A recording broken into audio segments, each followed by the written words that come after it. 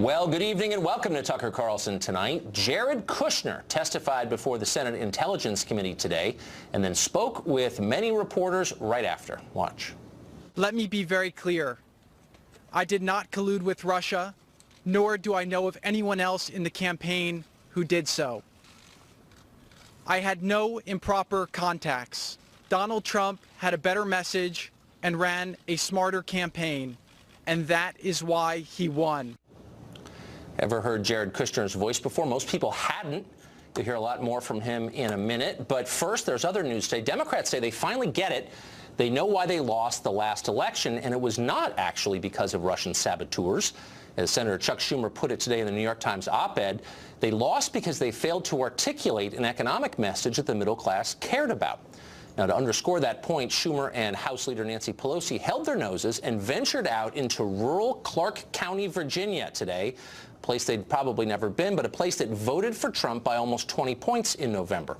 While there, they unveiled a plan they are calling a better deal. It's basically the kind of soft economic populism that, in fact, Trump ran on in the fall, and pretty successfully.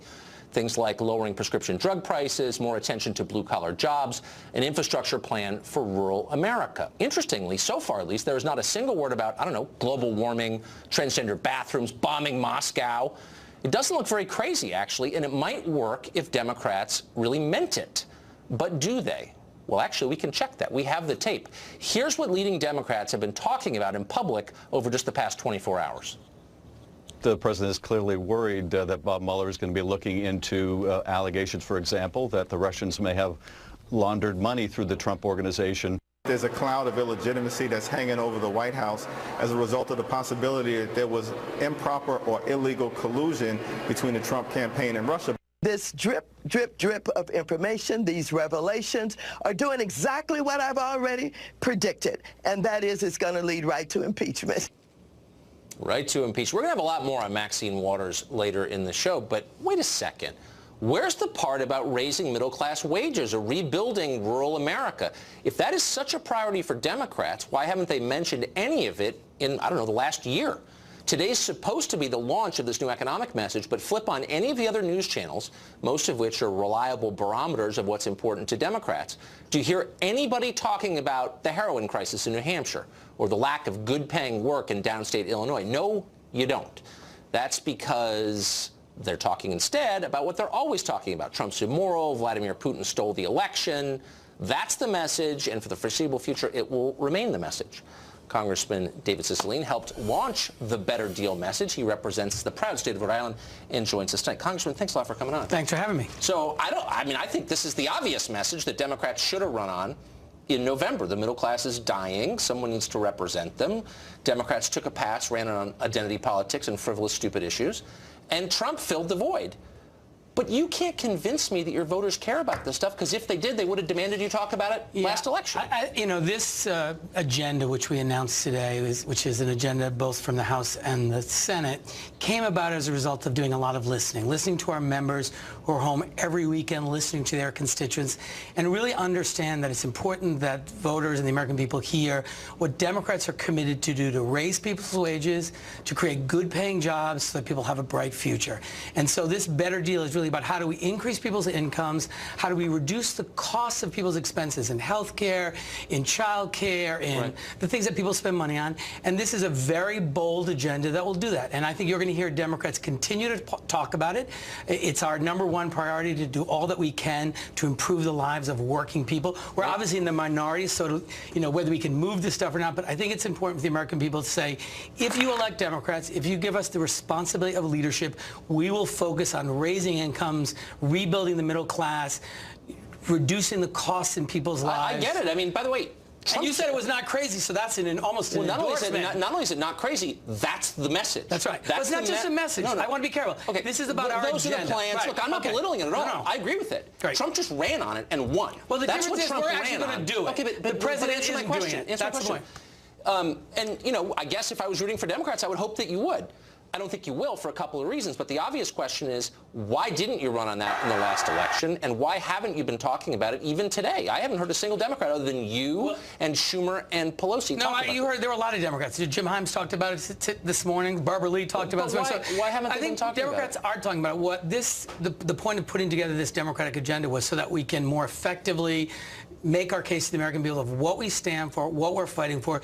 You're going to hear a lot more about this as we roll out different parts of this agenda, but I think Democrats have been talking about what we can do to raise folks' income, to rebuild the middle class of our country, to deal with the escalating costs of prescription drugs. Well, then let me ask you an obvious question. And by the way, we obviously didn't do it effectively because we lost the election. I don't think y'all did it at all, and I always wondered why, because it's such an obvious message. But hold on, how can you argue that economic case and argue for basically unrestrained low-wage immigration, which is your position? No, we don't. First of all, that is not my position, number one.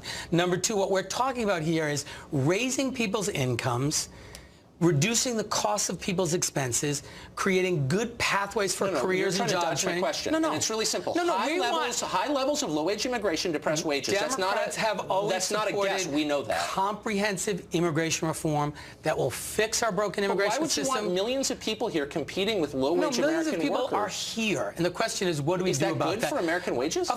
Immigrants add tremendously to the economy of our country. Of course it is. Do the 10 million illegal immigrants here help raise American wages? The 10 million people who are here need a pathway to citizenship. We need so now I know which is more important. No, it was a simple question.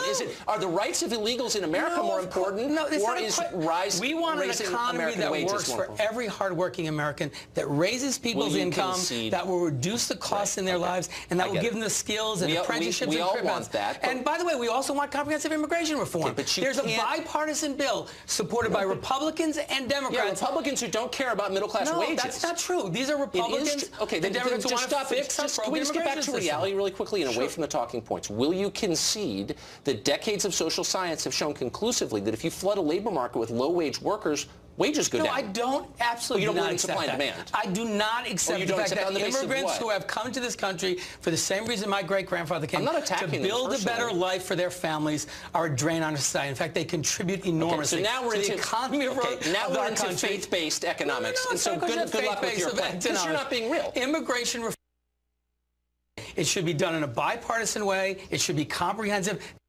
legislation that will do it. That's how we should approach it. But you're not taking wages seriously. I just want to know if you were. You're not. Congressman, here's a question for you. Minority Leader Chuck Schumer says that it's Clinton to stop blaming her loss on sinister Russian forces.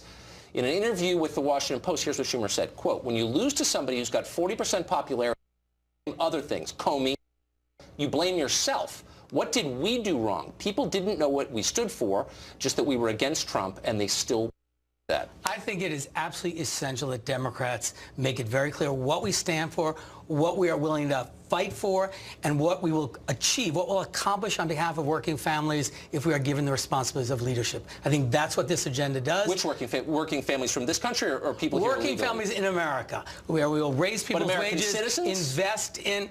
Well, people who live in America. So really quick. Everybody's Is it more important to look after American citizens or people here who are not citizens? We should absolutely have policies which support American citizens. We should have comprehensive immigration reform. But if it comes down to which is more important? You don't have to pick. We're an integrated economy. You can't say, well, sell you this good, but we won't sell it to you based on... No, because we let in 1.2 million new people every year. The system by having comprehensive immigration reform, which Republicans and Democrats support, but we can't get a vote on it. I think you need to think this are just a tiny bit more. So do you. You need to think of the value and the contribution that immigrants make. Congressman, thank you. My pleasure. Thanks for having me. For more reaction to the Democrats' better deal, we're joined by someone who's thought a lot about it, author and columnist Charles Krauthammer. Charles, do they mean it? I think they do. I mean, Democrats for 100 years have been portrayed themselves, saw themselves, starting with FDR, as the party of the working class. I think the problem for Democrats is they've been living off their glory years for the last 20 or 30. You know, in the mid-20th century, they did things for the country. They invented Social Security. Right. They decided the elderly should not be destitute. They're the ones who gave us Medicare, Medicaid. But as Daniel Patrick Moynihan wrote in the late 1970s, the Democrats, who were the party of ideas, for 3 generations out of ideas, and it's the Republicans, conservatives, who came up with the ideas in the Reagan days. And it seems to me the Democrats are still living off that legacy. I mean, I have no objections to anything in the program that you have heard outlined. I'm rather amused that it's a better deal, meaning, you know, yeah, we had the fair deal, so deal seems to work for us, so let's try it again. This is tough. Minimum wage, for example. These are old policies that are now being put together in some kind of ideological framework, but it doesn't really work. We just raising the minimum wage. No, it does. It's a math question. It doesn't work. But the orientation toward the middle class seems a good idea. Is that possible, though, if your party is based on identity politics? Identity politics is about hating the middle class. It seems to me they went to identity politics because they ran out of larger national ideas. For 3 generations, they worked on the idea of a safety net, of a social network around people supported by the government. They brought us into the modern world because before FDR, we really had a government that could have been, I mean, it wasn't that different from the government of the founders. The problem is, where do they go? They have their heart perhaps in the working class, but what are their ideas? It seems to me the only people with real ideas is the left, the Bernie Sanders. Yes. That's an argument that's got comprehensiveness to it. We want to go the way of Western Europe. That may not be the greatest society on earth, but that's their ideal. You start with national health care. That's not in the program that was outlined now. But national health care, the government runs everything. And that's sort of the staple. That's sort of the tent pole for that. The idea is the government will take care of you. High taxation, high regulation, and that's what the Western Europe is the model of. It's not a terrible place to live. It's not a hellhole, but it's not America. America's rather different. We have a much higher attachment to the idea of liberty than we do to equality. There's no Statue of Equality in New York Harbor. Statue of Liberty. We're different that way. I think de Blasio is working on one. Oh, yeah, but that's why he's failing. It's not going to work in this country.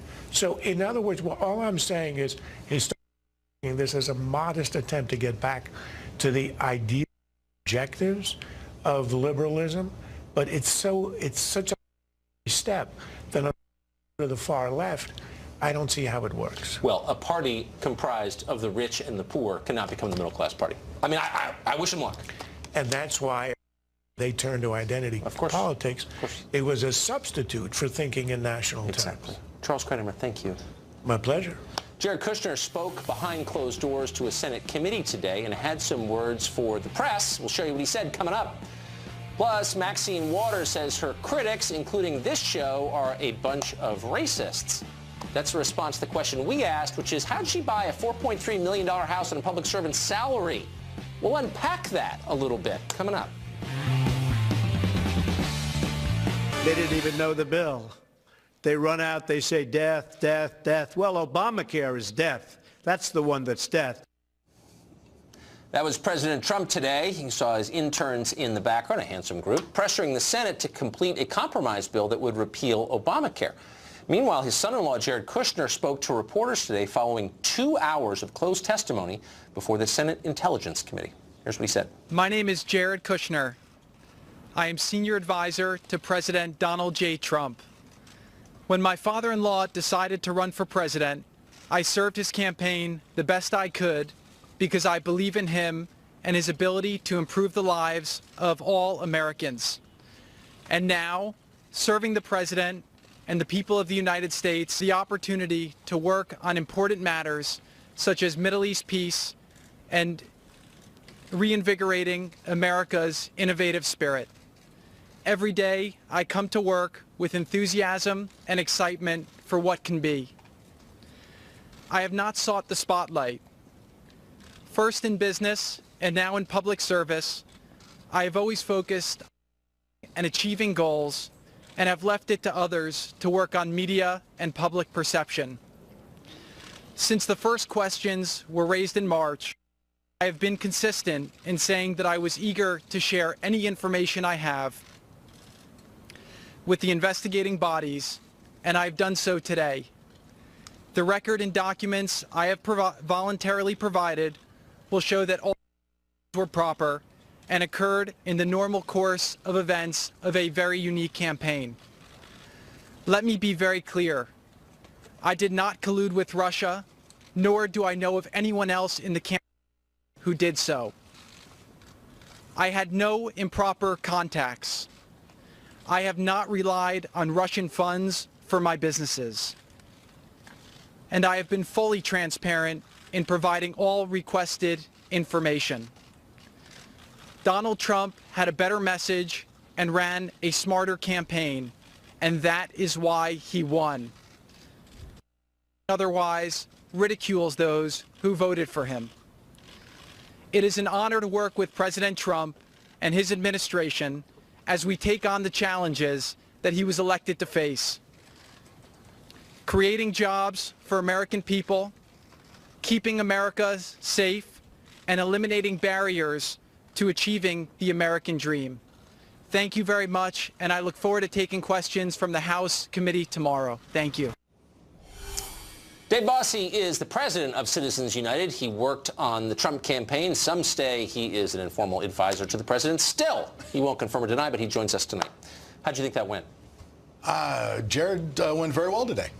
I do. I think he did a very good job. Look, as a former chief investigator for one of the main congressional committees back in the 90s when the Clintons were under investigation, I wish we had people like Jared Kushner come forward, because if you recall, they all dissemble. They all try to hide behind the Fifth Amendment. They hide behind document production. They hide behind their lawyers. Right. Jared Kushner volunteered. He came forward in a completely transparent way, told the committee today the answers to the questions they asked. Obviously, we don't know what was asked or said, but he answered the questions, and tomorrow he's going to do the same in the House.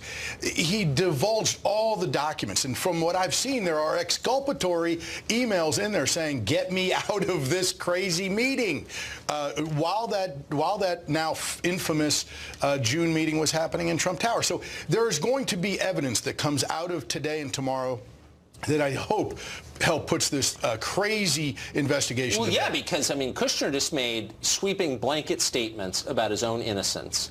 And if those prove to be untrue, he has massive legal exposure. Exactly. So, and I mean, it's hard to believe he would say this. He has, very reckless. He has tremendous lawyers, too. Abby Lowell and that team, Jamie Gorillick and that team are outstanding lawyers. They're the Clinton team, and I went up against them many times. They are outstanding. He is getting good advice. He would never, I can honestly say, I would never let a client do that unless we knew the facts. Not. So here's my one-sentence overview of what I think the political landscape is here. So the permanent class in Washington, Republicans and Democrats, really dislikes the president and his agenda. Yeah, absolutely. The only group that really supports Trump, the people who voted for him, and the very few elected officials who came out for him. And first among those is Jeff Sessions, and the president is attacking Jeff Sessions again today. Why is he doing that?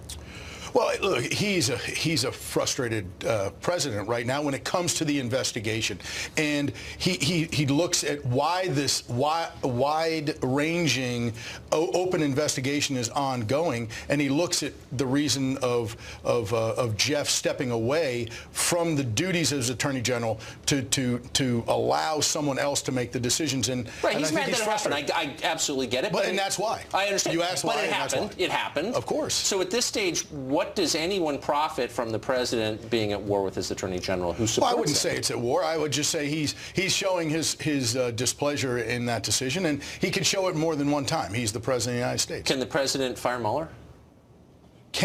Of course he can fire Mueller. Would he? No, I don't believe for a moment that he would do that. Huh. No, I don't think Do you think he's trying to push Sessions out? Oh, I think that the president has confidence in Jeff Sessions. He said so last week. I don't see any other reason to believe otherwise. If Sessions left, do you think it would be possible to get a new Attorney General through the Senate? Oh, sure. Absolutely. How quickly you can do that, I don't know, but you have the August recess coming. But whether it happened, whenever it happened, of course, if the president picks a tremendously qualified person, he'll get him through the Senate. When's the Russia stuff going to end? As soon as the mainstream, look, the president has some victories, legislative victories under his belt. If he can get those, he puts to bed a little bit of the White House turmoil and the change with to Anthony Scaramucci yesterday. And you get things like Jared Kushner's testimony, which is, I think, incredibly good for the president, and you start to get by this. The American people are already tired of it. This investigation has been going on for almost 1 year now. It started last August. People have to remember, multiple congressional investigations. The U.S. The Department of Justice investigating millions of dollars being spent of taxpayers' money, and not one shred of evidence that there's been anything wrong, that the president or anyone on our campaign has done anything wrong. And even Chuck Schumer admitted today in the New York Times, they lost because they ran a bad campaign. Maybe they should end it on that. Dave, thank you for joining us. Thanks for having me. A Daily Beast reporter says Sarah Huckabee Sanders is something called a butch queen. We'll tell you what that actually means. It's not great. And then we'll ask why the left doesn't seem to follow its own rhetoric on bullying. No enemies on the left. That's the rule. Stay tuned. Is it okay to use gender-based insults as long as you're a liberal in good standing? Dumb question. Of course the answer is yes. You can do whatever you want. We've got yet another example from today. We never get sick of these. On Monday morning, Daily Beast writer Ira Madison III tweeted out a picture of Sarah Huckabee Sanders, the new press secretary over at the White House, along with the caption, "Butch Queen, first time in drag at ball." Now, for those of you who are not hip to lingo like that, he's basically suggesting that she is a bad male cross-dresser. Madison, Ira Madison III, is worth noting, is the same writer who ridiculed Jeff Sessions for having an adopted Asian granddaughter at confirmation hearings. He later deleted that tweet but has not apologized for it. And, of course, no one's asked him to because he's a liberal, so, like, whatever. It's not bad. Tammy Bruce and Ether Behrman are both radio show hosts, and they join us tonight. Thank you for coming on, both of you. So, Tammy, I mean, we could go on for hours, but, like, does anybody on the left ever get in trouble for using language that people on the right would lose their jobs over? You know, they don't, and this is the problem. If we're going to, as minorities, going to insist that we're somehow morally superior to people, maybe it would be helpful if there was actually some decent behavior involved, right? I mean, as a gay woman, I want everyone to have equal opportunity. I want everyone to be treated decently. That's really should be the foundation of any civil rights movement, of equal opportunity, equal treatment, being able to live our lives as we see fit. And it's a good argument to make, and it's a legitimate one. But it's difficult to be able to hold that foundation if you're on the left, when in fact, but when it comes to women in the Trump administration, not only are you going to call them names, you're going to objectify them based on their appearance. And it's not just Sarah Huckabee Sanders. It's also Kellyanne Conway, who was portrayed as a Fatal Attraction type of woman on Saturday Night Live. It's all really the women who have supported the president. And part of it, I have to argue, and I'll leave with this point, is that I think there's also some religious bigotry involved here as well, that's one of the differences with these women compared perhaps to liberal women, some of whom are people of faith, but I don't think that we can ignore that. No, I think that's right. So, Ethan, I talk for a living, so I'm interested in what the rules are. So I thought the rules were you weren't allowed to attack people on the basis of their immutable characteristics, the basis of their sex or their race. You can't make fun of that stuff. It's not funny. And yet, I don't know, I see Joe Biden refer to Barack Obama as, clean and articulate, and he gets picked as VP. I see this Ira Madison character call her, mock her sexuality and her sex, and yet it's like not a big deal. Why is that allowed? Well, I mean, again, we're using a single example here of somebody who insulted. And by the way, well, okay, so two examples. Well, one was from a while ago at that point. But we have an example. We have an insulter in chief right now who all the way through the campaign was busy insulting people, setting the tone for the country. He's now the president. The president does set the tone for the country, and that includes insulting people on a regular basis. So what is the argument that you're making? What Ira said. So what is the argument that you're making, that because Trump does it, it's okay? I mean, I thought the whole point was Trump's not supposed to do that. We're horrified that he does it. We're taking a moral stand against him doing it, but now we're doing it ourselves? Doesn't that kind of undercut the case? Yeah, and I just, was saying that I don't agree with what Ira said. I think it's actually wrong to do that kind of a low-level, guttural criticism. By the way, if you look at his other writing on Daily Beast, this is kind of what he does, is hurl insults. He's not the most positive writer. This isn't the best example and surely does not represent people left of center in terms of the way we speak about our political opponents. I don't agree with it. I don't agree with political violence either. It doesn't represent the left? I mean, I don't go on social media too much because look, I've got a job. But every time I'm there, I notice, and I'm sure you do too, both of you, that like the left is totally, this is like normal, Tammy. Yeah, let me just remind everybody also the comparison of women who are conservative to men or gay men or transsexuals. Also, Ann Coulter has faced that as well. I mean, it's a strange kind of homophobic, transphobic attack on women who are conservative to accuse them somehow of being men. And this is what I also find strange. My first book, interestingly enough, like 15 years ago, was about the New Thought Police, was how the racism, sexism, and homophobia live on the left, that all of this is actually projection. And at this point, and look, it's never going to end, but the Americans who are watching this program have got to realize that those who stand up and say, we're your moral betters and we're the ones you can count on, are actually the ones who are making the problem worse and are the ones who are engaging in it. Then maybe, Ethan, we should, look, I would be happy to live in a world where nobody got fired for saying something stupid. That's not the world we live in. Liberals are always pushing people to get canned for saying something stupid. Can you agree that maybe we should all just lighten up and I'll give this Ira Madison, the third guy, a pass, and you know what I mean? And like stop crushing people who say something dumb. Are you allowed to go with that? Yeah, I actually... Tucker, you and I agree. This is wonderful. We actually came together tonight. I agree with you. I think there's so much overreaction that's going on with boycotts, with getting people fired. I don't agree with that. I am a believer in speech, and I think that some people need to grow a little bit thicker skin, and we need to be teaching in college something like insensitivity so everything is not so deeply offensive. Well, they're going to come after you if you keep talking like that, Ethan. Good luck. Thank you both. Tammy, Ethan, I appreciate it. Thanks, Tucker. President Trump says he's cutting off American support for Syria's, quote, moderate rebels, rather, after a bunch of them turned out to be fairly unmoderate, like al-Qaeda. Up next, we'll ask Congresswoman Tulsi Gabbard whether the president has done the right thing.